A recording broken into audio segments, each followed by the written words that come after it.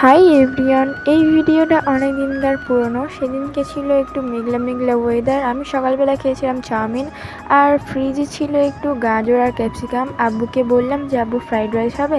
আব্বু অমনি চিকেন এনে দিল।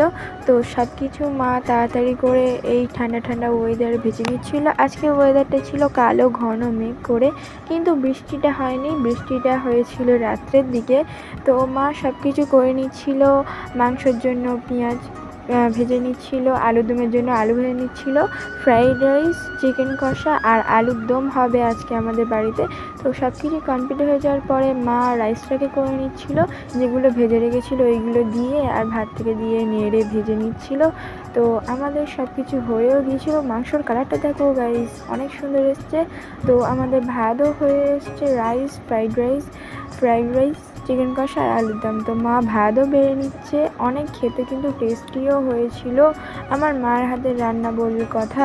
তো আমার খুব ভালো লাগে ফ্রাইড রাইসটা। রিসেন্টলি আমার ভালো লাগছে ফ্রাইড রাইসটা বিরিয়ানির থেকে। তো সন্ধ্যেবেলা গিয়েছিলাম একটু দোকানে, এগুলো কিনে এসেছিলাম আর আইসক্রিম কিনে এনেছিলাম। আর ডিনারে খেয়েছিও ফ্রাইড রাইস। দেখা হচ্ছে না কোনো, আমি ব্ল্যাকে, টাটা।